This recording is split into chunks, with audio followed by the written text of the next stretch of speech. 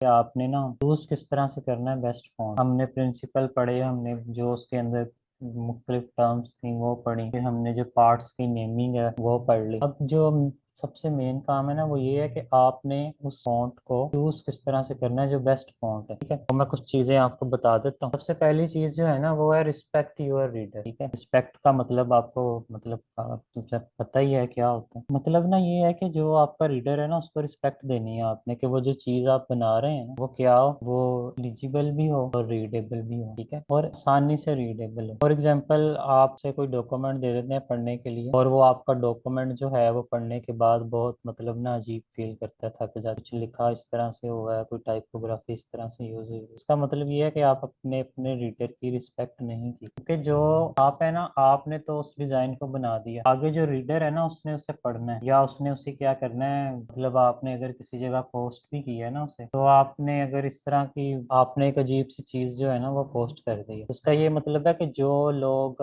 आपके पेज के ऊपर मतलब आपको फॉलो कर रहे हैं या आपके फ्रेंड्स हैं जो भी हैं, मतलब इंस्टाग्राम पे हैं या कहीं पे भी हैं, तो आपने क्या किया, एक अजीब चीज सेंड करके ना उन्हें क्या कर दिया, एक डिसरिस्पेक्टफुल शो करवाया। ठीक है, तो सबसे पहला जो चीज है ना, सबसे पहली चीज वो ये है कि आपके माइंड में हो कि जो रीडर है ना वो एक रिस्पेक्टफुल पर्सन है। वो एक अलग बात है कि फेसबुक पे इंस्टाग्राम पे अजीब अजीब लोग भी होते हैं, लेकिन आपने अपने एंड पे बैठ के सोचना है कि मतलब बाज बात आप देखेंगे कि बड़ी अच्छी चीज भी होगी ना तो लोग उसे इकट्ठा होकर बुरा कह रहे होंगे, पता नहीं क्या अजीब सा बना दिया, ये बिल्कुल ही फजूल वीडियो है, समथिंग लाइक। आपने जो है अपने एंड पे अच्छा रहना है, दूसरे एंड पे जो है वो आपका मतलब जिम्मा नहीं है। तो ये सी चीज जो है ना ये आपने अपने माइंड में रखनी है, सबसे पहली चीज है। उसके बाद नेक्स्ट जो है ये काफी मतलब ना समझने कीमती चीज है। तो ये इम्पोर्टेंट नहीं है कि आपने लिखा क्या है डिजाइनर के लिए, वो एक बात बिल्कुल आपके माइंड में जो आई होगी ठीक होगी, भाई अब कोई गलत चीज लिख के तो नहीं ना आप उसे कर सकते। अच्छा, उसके बाद जो चीज़ है ना वो है कि fonts are like cloth.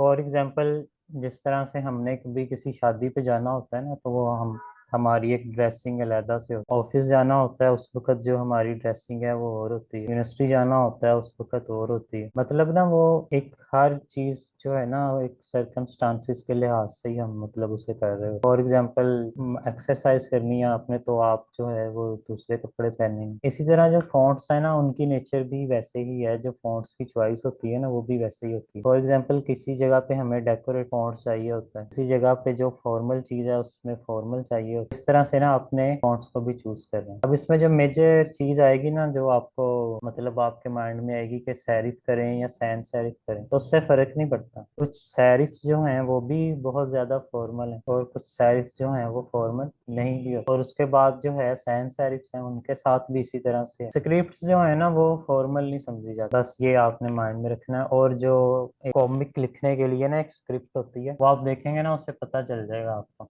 Comic script कहते हैं, वो भी आपने most of the time use नहीं करनी, क्योंकि वो एक ना मतलब उसे कह लें कि अजीब चीज ही लगती है। बस ये चीज थी। उसके बाद नेक्स्ट चीज जो है फॉन्ट को यूज करने के लिए वो आपने माइंड में रखनी है कि ये जो मेरा डिजाइन है ना इसका मकसद क्या है। फॉर एग्जाम्पल अगर यहाँ पे आप देखें ना तो ये फ्रेजाइल लिखा हुआ है, जो मुख्तलिफ पैकेजेस जो है ना उनके ऊपर ये आपने तस्वीर भी देखी होगी। यहाँ पे आप देख रहे हैं राइट साइड के ऊपर ना स्क्रिप्ट में लिखा हुआ है, लेकिन जो लेफ्ट साइड है ना उसके अंदर आपको ना जो फ्रेजाइल की जो नेचर है ना वो नजर आ रही है। तो ये चीज भी सामने रखते हुए कि मेरा मकसद क्या है इस फॉन्ट को इस्तेमाल करने का, ताकि वो जो बैलेंस है ना सारी चीजों में, असल चीज तो एक अपना मैसेज ही कन्वे करना है ना। तो जैसे ही ये फ्रेजाइल इस तरह से लिखेंगे ना तो वो मैसेज जो है ना समझना ज्यादा क्या हो जाएगा, आसान हो जाएगा। ये स्क्रिप्ट आपने यूज नहीं करनी। उसके बाद नेक्स्ट चीज जो है वो है डिस्प्ले टाइप। डिस्प्ले टाइप मैंने काफी अच्छी तरह आपको बता दी है कि नेक्स्ट चीज जिस चीज का ख्याल रखना है आपने वो ये रखना है कि जो फॉन्ट है वो डिस्प्ले टाइप है या बॉडी टाइप है। और उसके बाद जो नेक्स्ट है बॉडी टाइप जो है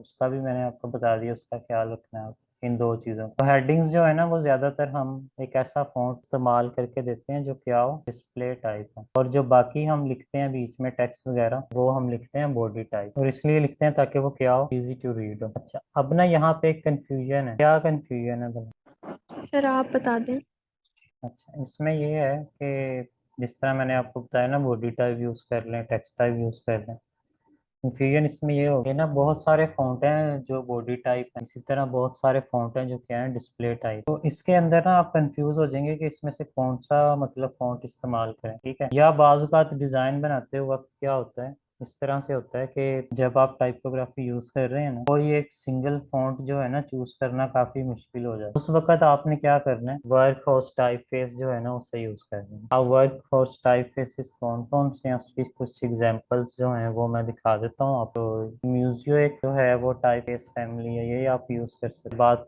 फ्रेट है, और उसके बाद जो सैंस सेरिफ्स हैं वो आपके सामने है। एयर है, फ्रैंकलिन गोथिक है, हेलवेटिक है, और इस तरह से दूसरे रोबोटो, लेटोर, इस तरह की जैसे चीजें ये आप क्या कर सकते हैं, ये किस में आती हैं, वर्क हो, ठीक है। उसके बाद जो है सेरिफ्स हैं, ये सेरिफ्स की कुछ एग्जांपल, ये जस्ट आपने क्या करना है, इनको आप इस्तेमाल कर सकते हैं किसी भी जगह। उसकी वजह ये है कि ये इसके अंदर ना कंडेंस फॉर्म्स भी मिल जाएंगी आपको, अटैलिक भी मिल जाएंगी, तकरीबन सारी फैमिलीज के जो पार्ट्स हैं ना वो आपको मिल जाएंगे। तो ये जो कुछ फॉन्ट्स की एग्जांपल्स हैं ये आप यूज कर सकते हैं। अच्छा, उसके बाद जो है फीचर ऑफ वर्क टाइप है। सर मतलब इसमें हम वैरायटी ऑफ टेक्स्ट या फिर डिजाइन वगैरह यूज कर सकते हैं, एक किस्म की फैमिली होती है, हम्म।